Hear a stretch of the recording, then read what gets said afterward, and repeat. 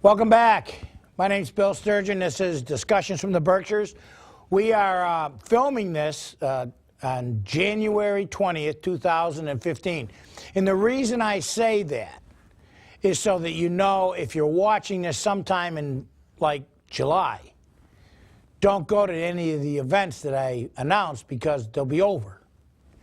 And one big event coming up this weekend, and my colleagues here at PCTV are playing a huge role in it, and it's the UCP Telethon down at the Crown Plaza on North Street. I'm going to be there. I hope to see all of you there. It's a great, great fundraiser for UCP of the Berkshires. As I said, come on down, visit us, see what goes on behind the cameras. Like, there's a lot going on right now, and you'll actually see how a television show is created. So join us down there. It's going to be great. There's a bunch of things coming up in the near future. Please listen to my radio show. It's on WRRS 104.3 FM, or you can watch it on, or listen on your computer, which is really cool, www.ucpberkshire, Berkshire, not plural, .org. All right, so today, today's going to be, I think, one of the better shows that we've ever done because it's going to be informative and educational. It's going to open up a lot of people's eyes. We're going to get a lot of really good information. And one of the things that I have to say before I get started, I had an opportunity to visit the Hillcrest Autism program down in Lenox, and it left me, and imagine this, speechless. I was so impressed with the caliber of the program and their goals and what they were trying to do with these severely autistic children. But also I was so impressed with the staff and the way they interacted with the clients, with the students. And that's why we're having this program. One, we all need to know more about autism. And I have a real expert here. And two, the more we know, the more we can, help spread the word about this syndrome. So without further ado, foie gras, soup du jour, styrofoam cups or plastic bags for my friend Ronaldo. I'd like to introduce from the Hillcrest Educational Center, first of all, Craig Cusson. Craig, good to have you on board. Shaun, Craig, I'm sorry. That's your dad. Oh, well, and I got a Craig here, We're too. We're used to it. Yeah, I know. God, I'm telling you, the mind is a terrible thing to lose. Shaun is the executive, and I got Craig right here. Shaun is the executive director of the Hillcrest Educational Center. You've been with them about 25 years. 22 years this week. Wow. Yep. Wow, and you got promoted to this position in 2013? Yes. Cool. Yeah, I was executive vice president for about 8-9 years prior to that, but started off as direct care 22 years ago. And again, for you people with backgrounds in this field, think about that. He started as a direct care, and now he's the executive director. So, and we'll talk more about that down the road. Sure. I almost said it again. I don't know, how did he get in here? Shaun, his background, he has a BS in business administration with a concentration in marketing from Westfield State University. That's correct. All right. See that? I got that right. Got the name right. And a master's in education from Cambridge College with a concentration in psych studies. Yep. Do you know I taught at Cambridge College? I taught in a master's program I there. did not know that. Yeah. I taught personnel management and personnel laboratory. Very good. Yeah, don't tell nobody. But can you give us just a little bit of a... well, first let me get to this guy is so impressive. Not that Shaun isn't, but I met this guy at the Hillcrest program, and Jerry Burke, who's not with us today, but Jerry is he's the CEO, right? Yep. Got to get his title right. President and CEO. President and CEO. Jerry's a wonderful guy, and he does a great job, and Hillcrest does. But he said, "You give me 40 minutes of your time," and I didn't know for what. And I was hoping lunch, but it wasn't. So, but he said, "I want to show you something." So he brought me to Lenox, and he introduced me to this guy. And I looked at this program, and I was so impressed because we have autism. We know people with autism. We have autism in our own family. So to see what can be done is just amazing. And his name is Todd Castine. Todd? I didn't get your name wrong, did I? Good. Probably didn't know your father. Todd is the director of the program. The dude is qualified. I'm telling you now, he's got unbelievable credentials. And he's been working with children and people with, and I love this comment, handicap conditions. For 25 years. Wow. Yes.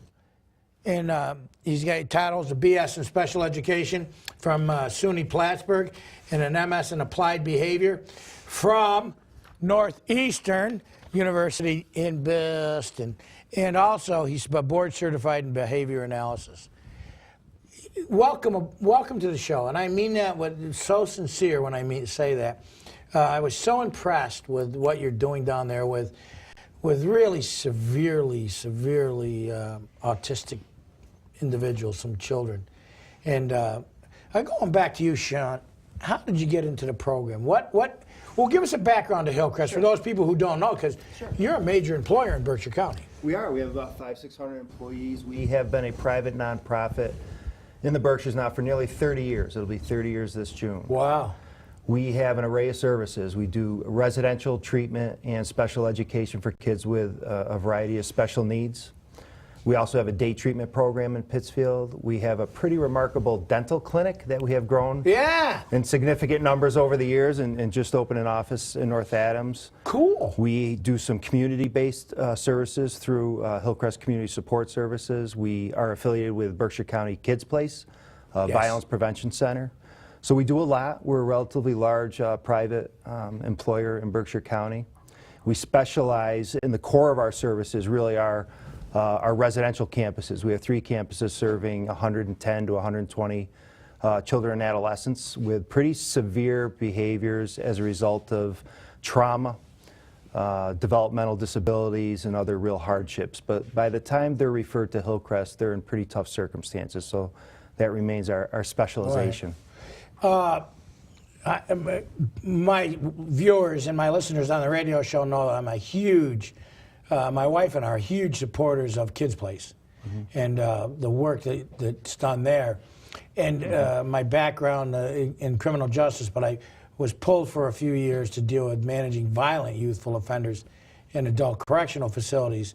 So I applaud both your efforts at Hillcrest and also Kids Place, because so many of the ones that I saw in the penitentiary setting, they came from abuse, and they, you know, it was just a vicious cycle that continues. So Hillcrest has been an outstanding contributor to the field of trying to rehab kids, or not, in some cases not even rehab, it's just tab kids.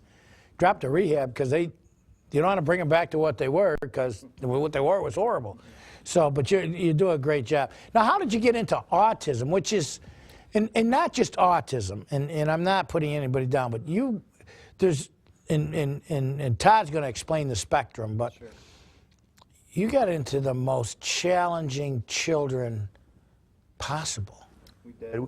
Hillcrest has always served kids with developmental disabilities along with kids with severe psychiatric backgrounds. We grew our population in the area of psychological difficulties and emotional and behavioral disorders to a point of some pretty significant success over the years. And in the last 10 years, a lot has changed in the residential world. So Jerry Burke, our CEO, myself, and a number of others began to ask our referral sources what they really wanted. We met with school districts, we met with consultants, we met with social service agencies throughout all the states that we serve. And what people were really in need of were services for kids with severe forms of autism, and that's what they told us. You guys accept everybody with pretty severe behaviors, but we didn't necessarily have the capacity to have a large contingency of kids with severe forms of autism. So we began to explore that field to look at what would go into a program that would have the quality we would insist on. what would be the credentials of the professionals who deal with that population, and through really a couple few years of development and consultation, we said we want to specialize in this and we want this to be a big part of Hillcrest's future. And boy, and then you went out and you found this guy. We did, thankfully. Yeah. It was a long search. Mr. Burke, Jerry Burke, said that you guys had an in-depth, comprehensive search. We did. We looked nationally, turned over every stone for a while. We began this endeavor about 6-7 years ago, and knew that we needed a particular individual to provide the expertise that we didn't already have in-house. So we needed somebody with both clinical expertise and managerial expertise, and that's not hard to find. When we started this, you could count on one hand the number of behavior analysts in Berkshire County. Despite how the autism population is exploding, there isn't all that much expertise this far western Massachusetts. Sure.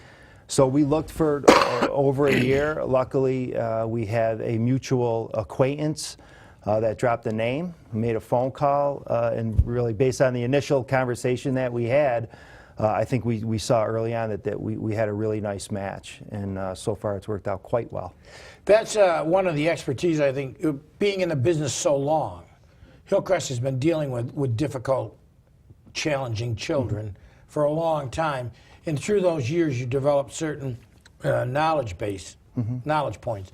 And one of the things I found in my background, in my career, it's very, very, very rare that you can find a clinician that's a good manager. You can find a good manager that isn't a clinician, and you can find a great clinician that's a clinician. But finding that blend is extremely difficult. I don't want to get into too much trouble, but I would say that I generally agree with those premises. I have a lot of friends who are both managers and clinicians, but I understand exactly what you're saying. Yeah, I mean, through the years, I've seen wonderful people program because others, and I'll take the blame. I would have wonderful clinicians, and I'd cast them into this managerial role that they were neither trained for nor enjoy. Well, a lot of good clinicians are good clinicians because they thoroughly enjoy the direct service. Right. And management might not be what they're most interested in. It's not their passion. Right. That's exactly luckily, right. we have a lot of good clinicians. But through consultation, we knew that if we were going to have a program of the quality that we would want, it had to be based on applied behavior analysis. So that specific area of expertise we really didn't have among our ranks at Hillcrest, and that's why we searched for a board-certified behavior analyst to kick things off for us. Well, I'll tell you, in my opinion, which means nothing outside of this table, you got the right guy. I believe you're right. I think so. So, how you doing? I'm good. I know. Let me just go ahead and explain the applied behavior analysis. What is it, and how did you get the qualification? Applied behavior analysis is basically one of the behavioral sciences, or within the field of psychology. Where it tends to differ from the other psychological sciences is that the regular psychological sciences will focus on what's happening inside of the body, inside the mind, and a lot of the times people have the capacity to actually talk about what it is that they're feeling, what they're having difficulty with, etc. Applied behavior analysis deals with things that are actually going on outside of the body, observable and measurable behaviors. And basically what the science is a scientifically validated set of procedures that time and time again have proven to be successful in helping to teach new skills for folks who have extensive learning difficulties, and how to help decrease difficult behaviors by teaching more appropriate functional behaviors that take their place. And so a big part of what happens is that we focus on objective data that helps us substantiate that the treatments that we've put into place are actually responsible for the changes that take place in someone's behavior. I love the part, the data-driven. In my career, through my career, I've heard so many people get up in front of Congress or get up in front of legislatures and testify to the magic bullet. well, if you do this, boy, it's going to cure every. Well, you know, there are, my opinion, not yours. There are no magic bullets. It cures everything. And I love what you're doing with the observable piece and correcting of behaviors and things like that. And just going back, I have to tell the audience this. Walk around the program with Todd, and every kid is like a magnet, which to me, you know, I'm an old cop, operative word old, and I observe things like that. So that tells me they feel safe. And that's, to me, and that's so crucially important, especially for that particular population. Yeah. Because I'm sure that some of them have been challenged. Well, they've been challenged through their inability to actually talk to anyone, to communicate their needs. And, you know, a big portion of the difficulty that children or adults on the autism spectrum have is their lack of or difficulty with interacting with people in their surroundings.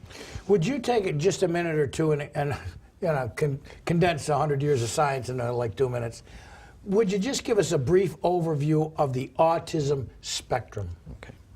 Well, over the last couple of years, the actual diagnostic criteria for autism spectrum disorders has changed. Previously, what we knew of as autism was referred to as the pervasive developmental disorders. Right. And those included Asperger's disorder, pervasive developmental disorder not otherwise specified, autism, Rett's disorder, and childhood disintegrative disorder. And just recently, within the last year, the diagnostic criteria that clinicians and physicians use out of the Diagnostic and Statistical Manual has changed, and some of those disorders, so Rett's disorder and childhood disintegrative disorder, are no longer part of the autism spectrum or the pervasive developmental disorders. There's still diagnoses that can be given, but they're no longer part of the spectrum. And now anything that basically previously we would view as autism or one of those disabilities is referred to as the autism spectrum. And primarily what the autism spectrum comprises of is individuals who have difficulty with socialization, communication, and odd or stereotypic patterns of behavior. And the big part of what you have to look at or what you have to identify is that the combination of those three things have to create a pervasive difficulty for the individual. So the difficulty that they have inhibits their ability to socialize and interact with other people, and it prevents them from, in some instances, learning, and can you know, completely inhibit their ability to take in and process information appropriately.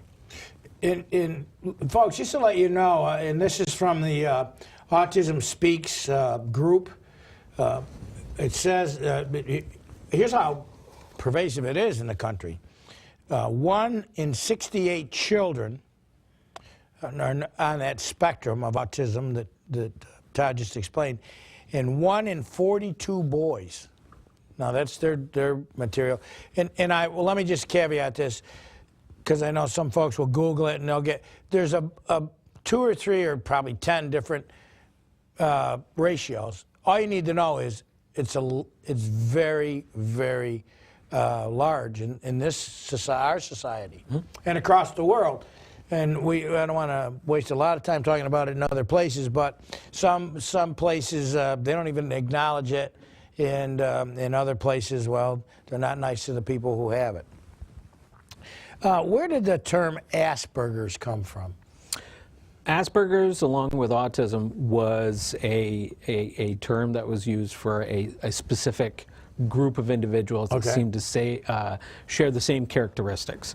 And so Asperger's disorder is something that is no longer a diagnosis, but previously would be sometimes it was referred to as high-functioning autism, but it's a group of individuals that, through diagnosis, normally don't have any kind of speech or language delay. So they have typically normally developing speech.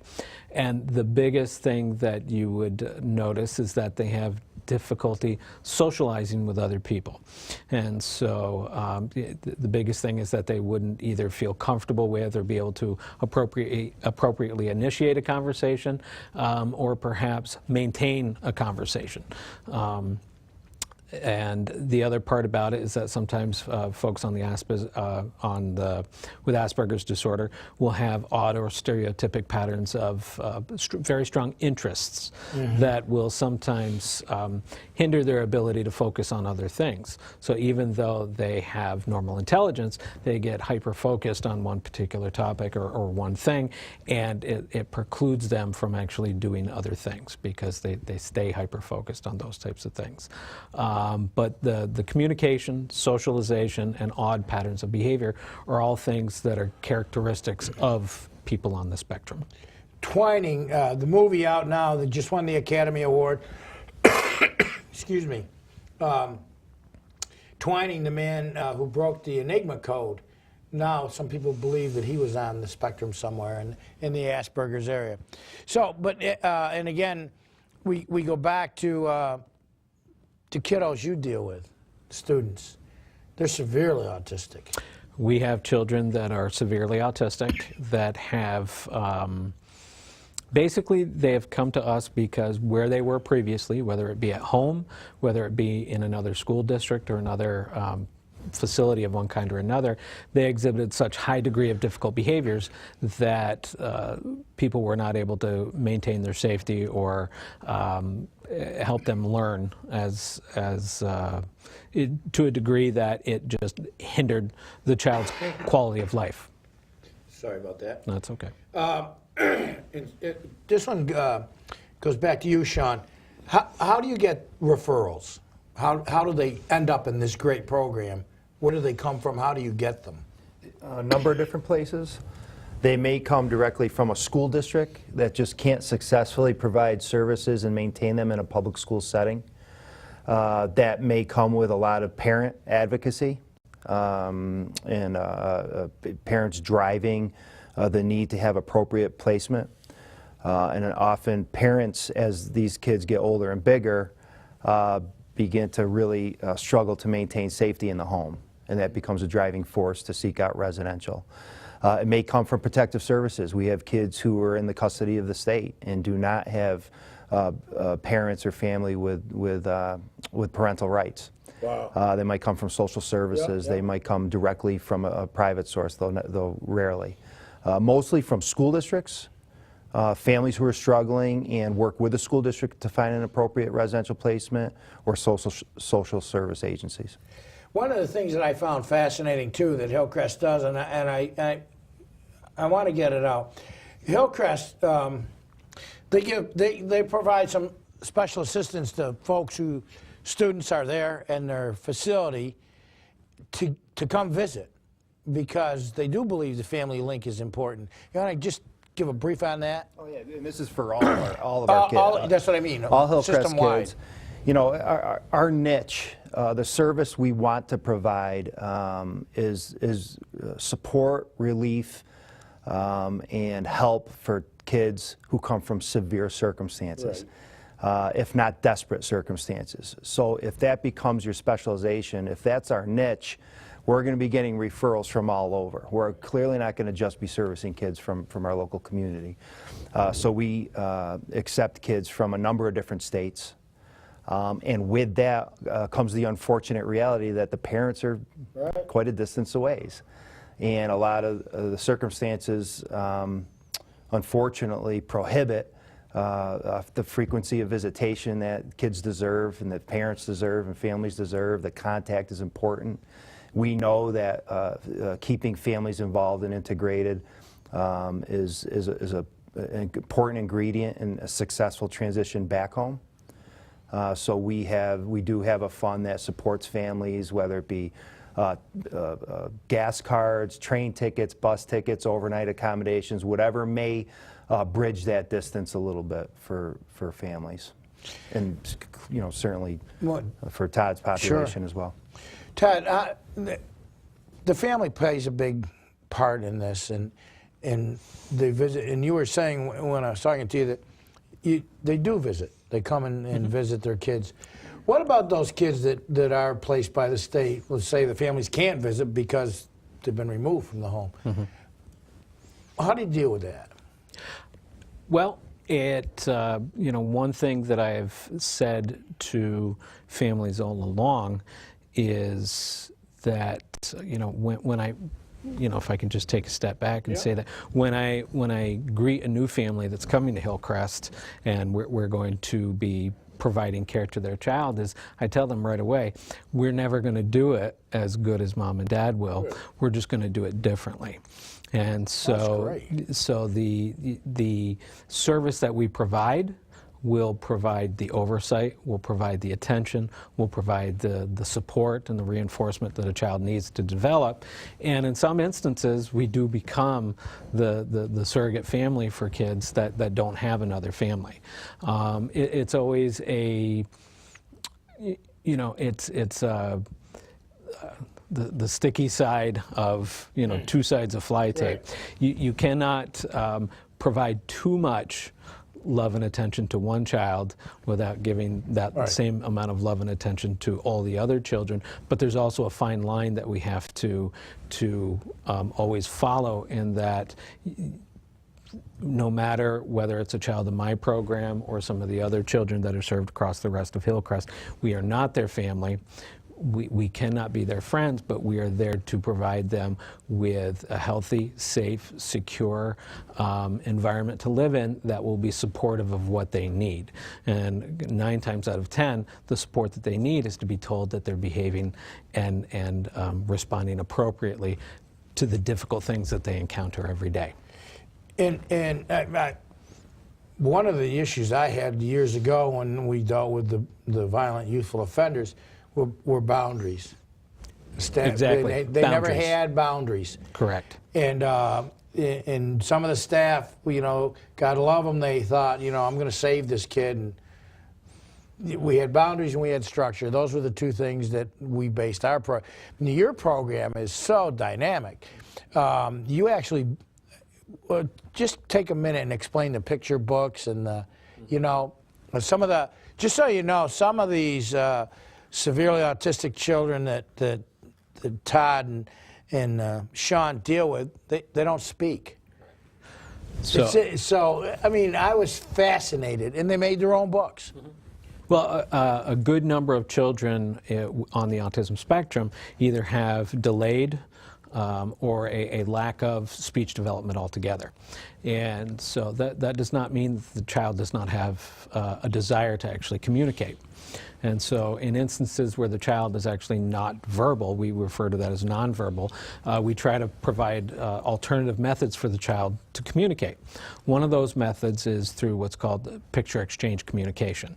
And so if the child is able to accurately match a picture to an object, so they can actually look and say, okay, this cup of water is the same as that cup of water, match a picture of a cup of water to that cup of water, then that demonstrates that they will be able to use that in one way or another to communicate with other people. And so in some instances we use what's called a PEX book, picture exchange communication book, where the child has pictures of what it is that they want or what they encounter in their day, and they're able to communicate with that by taking the picture out, putting it on a Velcro strip, and then handing it to someone else, so that when the child wants something, they hand over a card that says, I want, and then it might be a picture of Doritos, and then they're able to communicate in that fashion. So that's considered the low-tech version of what's available these days, because now we use iPads, and there are iPads that have that same thought process, so you have pictures that they can then move up to what's called a sentence strip, and then the child takes the words, puts it on a strip, and then the iPad speaks for the child. And again, with autism, some of these severely autistic kiddos, they have an inability to speak. Sometimes that causes frustrations, which causes them to act out. Yeah. Absolutely. And I'm just amazed at your staff. I mean, I have to tell you that. When you go home, tell them that, will you? Really and truly. That how they interact and sometimes could be challenging positions. It's very challenging. The children that have been placed with us because they could not be handled in either the family circles that they were in or the facilities that they were in, and that means that their behavior was excessive. It placed either the child or the child and the family givers in some sort of danger, and some of the behaviors that these children exhibit can be life-threatening, and so that not only creates a high level of anxiety and stress for the child, but for the parents and the caregivers, whoever helps, and sometimes it's an extended family. We would have moms, dads, aunts, uncles, grandparents all coming in because they were part of the circle of care for that child. How long can a child, at what age, I guess is not how long, but a more appropriate question, what age can you have the children up to? Our license allows us to provide service in the autism unit for children that are age 6 up to or through their 21st birthday. And then what? What happens to these? You've said, just say for instance, how long is the longest you've had, Shaun? Do you know you've had a child with autism? How long? How many years they've been with you? If you're looking for records, we've had kids in the past for 8-10 years from a sheer lack of alternative services. Yeah. And with this population, unfortunately, we talked about how do you keep kids integrated with their families? Right. What if they don't have families? So you can imagine it's hard for any one of our kids, even one of our higher functioning kids with maybe some trauma and some emotional problems, when they reach their goals and are ready to go, it's difficult to find people willing to bring them into the home if it's a distant family member. You can imagine if it's somebody with a severe form of autism that might be nonverbal with severe self-injurious behavior who really needs a lot of self-care skills and around-the-clock supervision, and it's really a lifelong commitment. It's difficult. So with this population in particular, we will certainly find ourselves really trying to work years in advance to identify adult services and adult structure in an adult setting that they can transition to, but that is a very difficult proposition. Yeah, because some of these are self-injurious. I mean, I don't think they don't want to do it, do they? Is it just a reaction, or I mean, I don't know. I saw some of them. You have to protect themselves, the sleeves and things like that, so they don't hit themselves. But what's that all about? Well, we have, you're right, we have children that wear protective helmets. We have protective arm splints or orthopedic arm splints that prevent flexion of the arm so that they cannot self-inflict with an open hand or a closed fist. When we analyze or look at or assess a child's behavior, we try to determine what we refer to as the function of the behavior. What is it that causes the behavior to persist? And from the behavior analytic perspective, it persists or it continues because it has received reinforcement in some way. And so in some instances it could be, and this is just one example, if a child is thirsty but does not know how to ask for a drink of water, and they walk over to the sink and bang their head on the sink or on the cabinet next to the sink, and then mom or dad or a caregiver comes over and goes, "Oh, you must be thirsty, let me give you some water," then we have accidentally reinforced that behavior. I just have to tell you, you're a better man than I, Gungadin, because to see this and to observe it, some of these kiddos, but you bring them, I guess the point that I was really blown away was you're teaching them.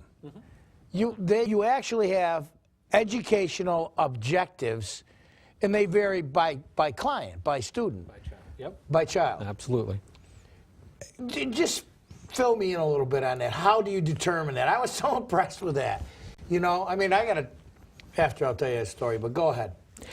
It's really going to be based on child need. And so we first have to assess the skill level that they have. Now, how do you get there? I didn't mean to interrupt, but how do you, I'm sitting out there on television, and I can hear the people say, how do you know what they got? Yep.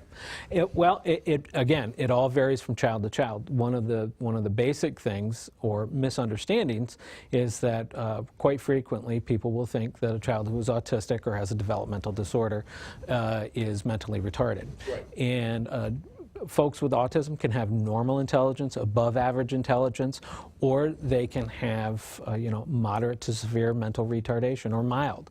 Mm-hmm. And so it's really based on their ability to communicate, because if you can communicate, there are two parts of communication.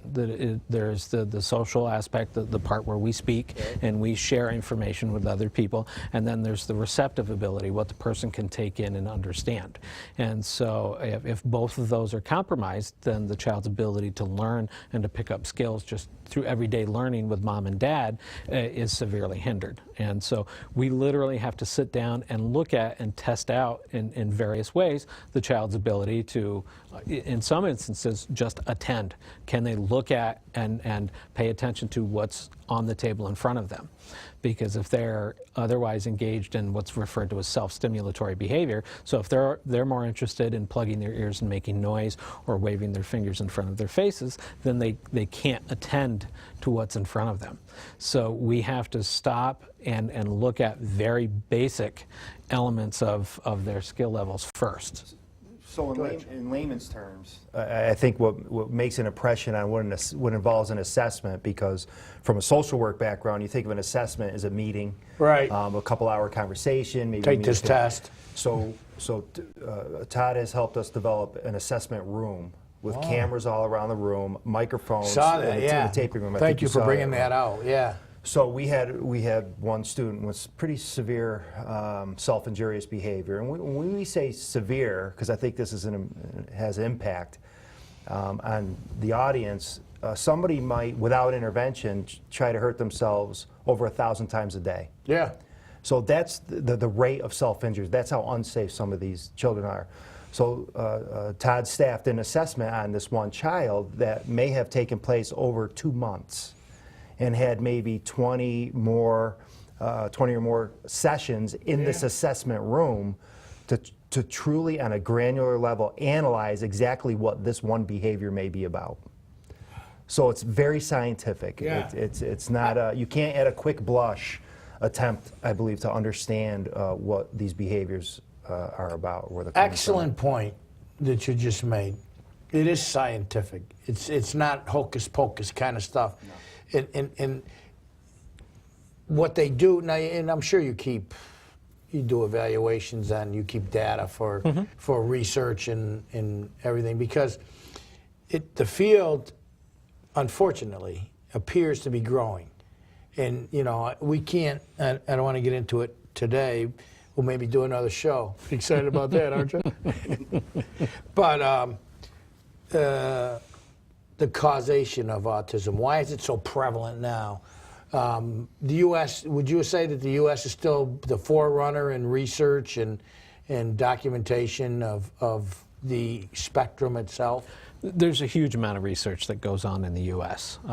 So much that goes into working with kids with autism or any kind of, affliction. It has to do with money, and so those countries that have the funding participate in a great deal of research. There's a great deal of research that's happening in other countries also, though, that we can't overlook. And behavior analysis is something that is very popular in a variety of countries. My board certification is actually considered to be a national certification, but there's the organization that I belong to is the Association for Behavior Analysis International, and so folks will come and gather a few times a year, either here in the United States or across the world, actually at this conference, so that we can get continuing ed credits and keep our credentials up. Is there ever a cure currently? There is no cure for autism. If a person is diagnosed with autism and truly has something on the autism spectrum, they will be autistic for life. What happens is that over time, depending on, again, the ability level and skill level of the child, and wherever they are being cared for, the ability level of those folks to actually help the child learn, some of their symptoms will decrease because they will have their skills enhanced.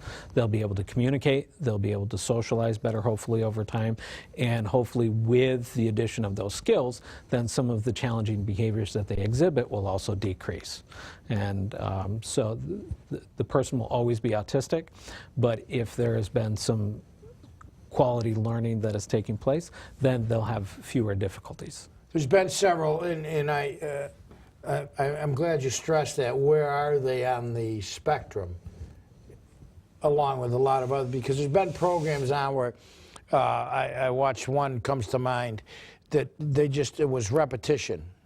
They just, until the student realized this is what you're supposed to do. Mm-hmm. But in the case of many of yours, they're severe. They are, but through repetition and also specialized teaching procedures, prompting procedures, we are able to teach them skills. Yeah. So children learn to vocalize, they learn to talk and greet people, say hello, ask for things that they want. But it's a combination of repetition. It's a combination of being consistent with how we approach the child to teach the skill, and then consistent reinforcement when the child exhibits what we're expecting them to exhibit. So reinforcement for the appropriate behavior. But across the board, right? I mean, that's just not autism. That's even with some of the kiddos you deal with, some of the kiddos I deal with. That positive reinforcement in today, I don't know, sometimes I think it's gotten lost in so many things. But what age can autism be diagnosed? You can begin to notice the symptoms of autism as early probably as just prior to a year old. Officially, a diagnosis can't be made until the child is 18 months of age, and that's when you're able to actually identify that the child is missing some of the norms for development. And so one of the primary tools that's used to diagnose autism right now is called the ADOS, the Autism Diagnostic Observation Schedule, and clinicians are able to diagnose a child as early as 18 months. Wow. Yep. Can you, as you grow older, do the symptoms, can they get better? Can they get worse? Well, anything can get better or worse over time, I think. Unchecked, if a challenging behavior is not brought under control, meaning that we help stabilize the child, help increase safety, and then try to focus on, again, the function of the behavior. Why is the child actually banging their head? Then that we can help the child learn and therefore minimize the need to exhibit that challenging behavior. So in that instance, you can say some of the symptoms, the severe self-injury, will decrease. So there's an improvement in quality of life. Yes. You can have autism, and this is a question, let me rephrase that. Mm-hmm. Can you?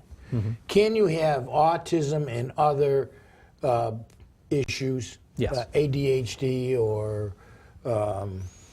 ADD, or you can? There can be comorbid disorders that are diagnosed, and so a child can have autism and also be hyperactive. And there are a lot of children that may also have underlying psychiatric conditions. There might be mood disorders, mm-hmm. But that can go with just about any developmental disability. You can be normally developing and have depression. You can have autism and have depression. You can be hyperactive or manic.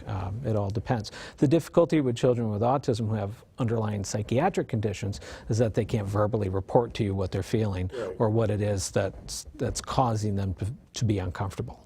One of the I guess, most known, that most people are familiar with, is the flapping. Why is that? Is that I'm trying to talk but I can't? Or well, that's referred to as that could be one of those odd or stereotypic patterns of behavior. So we refer to that as stereotypy. Sometimes it is exhibited because it's actually fun to do. You know, cool. It's fun to do. It is something that will sometimes fill the space for a child when they're not being presented with other things to do, and so inappropriate behaviors actually start to be exhibited instead. It can happen when kids are excited. Even little children that are normally developing will do things like that and demonstrate that they have a level of excitement for something. But what happens is that as children develop, they suddenly notice that patterns of behavior like that actually are stigmatizing. So they notice that someone will look at them funny when they're doing something like that. A child on the autism spectrum won't necessarily pick up on those facial expressions and gestures which mediate a lot of the communication that goes on in everyday life. And so, you know, a lot of these things that I'm talking about, what I also need to point out when I say that children with autism won't have the skill, that will also be depending on their level of impairment. So a mildly autistic child is obviously going to have much higher ability levels than someone who's severely impaired with the disorder. How do you figure out where a child fits on that spectrum? I mean, like you just said, highly, well, I'm just thinking of a child that I know who sees me, gets very excited. Who wouldn't? But no, but seriously, but he will engage with me. He'll talk. He'll look at me, where others he won't. Yep. So he presents to you now, like that. Where when we talk about a spectrum, it's a range. Yeah. How do you find out, or how do you determine? Well, he's in the high end of the range. He's in the middle, and he's severely, well, that's pretty obvious. Right. With the new diagnostic criteria, it's broken down into 3 different levels. It's level 1, level 2, level 3. Level 1 is needing support. Level 2 is referred to as needing very substantial support, and substantial support, and then level 3 is very substantial support. And in each of those categories, it's basically the level of impairment or difficulty that the child has. So can they communicate? Or at what level can they communicate, and is their ability to interact with others impaired in any way? And so on a very minimal level, that would be just someone needing support. Someone whose abilities are impaired and will only, say, respond when there is some prompting and some interaction that is needed to get the person started and to maintain the interaction over time, and also has difficulties with those idiosyncratic behaviors, might be considered someone who needs substantial support. And then someone who has little interaction with the environment, does not initiate, requires a substantial amount of getting their attention, being in their face, and prompting them to actually interact, might be someone that's considered needing very substantial support. And in all of this, what we look at is how much the child's ability to learn or interact is actually inhibited. And so from that perspective, the most frequent phrase that's used is there is a pervasive difficulty with socialization, communication, and or the odd or stereotypic patterns of behavior. So basically then you can judge and put the kiddo on the scale by the way they react. And how they're interacting with the environment, yes. How about medicine? Somebody asked me that when I asked the question, are there meds specific to, and I guess this is an unfair question, but are there meds specific to the autism?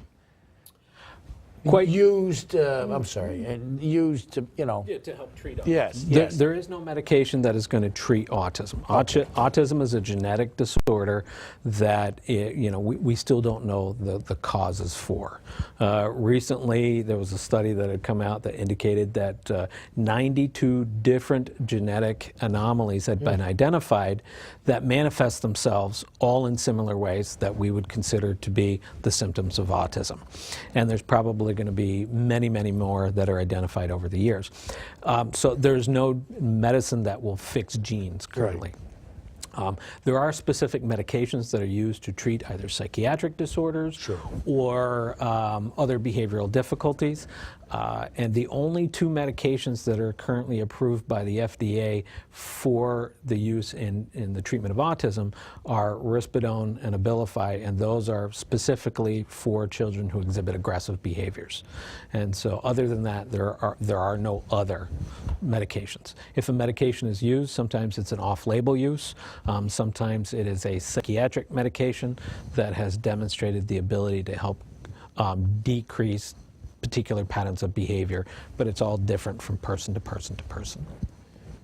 I think one of the things is, we've got about 6 minutes left, and one of the things that I think y'all, both of you and the whole group there needs to hear and be congratulated is that you're making huge differences in these kids' lives. I mean, some of the kids are very, if you didn't know, a few of the ones that I met, and they conversed, they were very, very social.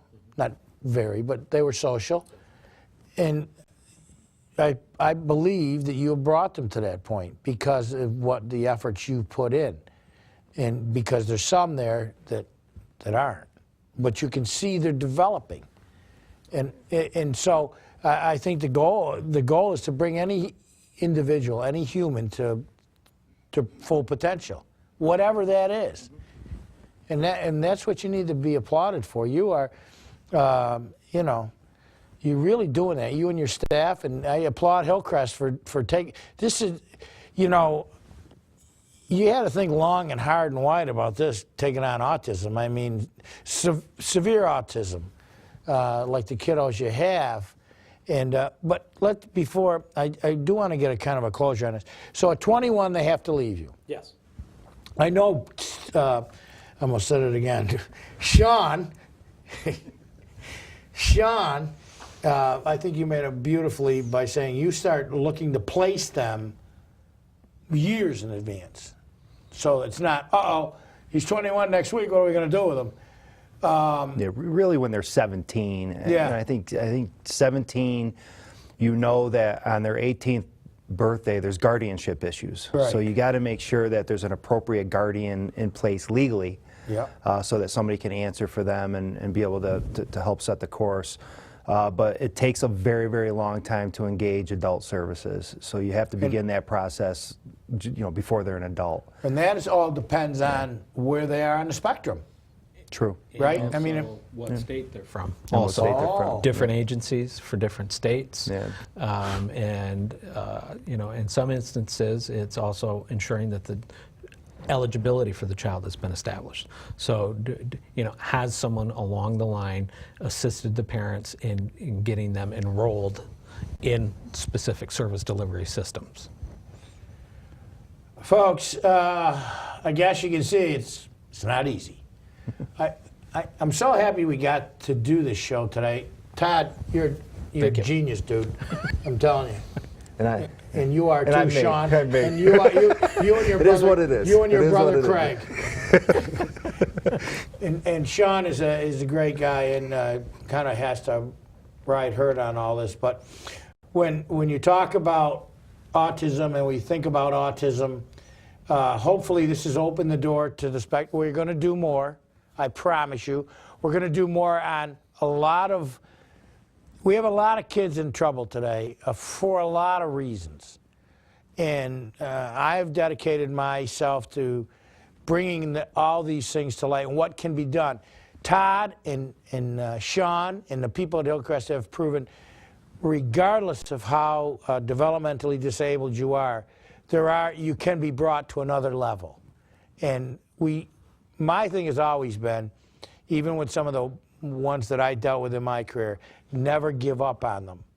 Never give up, because that's what's happened to so many of them. I'm sure the ones that Shaun deals with outside the autism program, people just giving up on them, and they respond to their behavior. So, you set the goal low, the bar low, they'll act low. So I hope you enjoyed this. If you have any further questions, then go ahead and call you at Hillcrest, and you can put them in touch. Or, Absolutely. yeah. Yep. And Anybody can call at any time. Really and truly, if you have autism in your family, read up on it. And learn a lot about it, because through knowledge, we're all better people. I want to thank you for listening in today, watching the show. Hey, don't forget my radio program. It's on 104. Losing my voice. 104.3 FM. I'm on Tuesdays and Wednesdays, 11 to noon, or ucp.berkshire.org. And tune in, and we have discussions like this all the time. You're a great audience. I got a great crew. Thanks again, guys. And I can't tell you how impressed I am with the whole program and the both of you. So I'll see you next time. And remember, we're recording this when? January 20th, 2015. If you see it before Sunday, make sure you get down to UCP Telethon. I'll be down there. Unlike Matt Cusson, I will not be singing. Take care. God bless. Take care of each other, because you're all we got.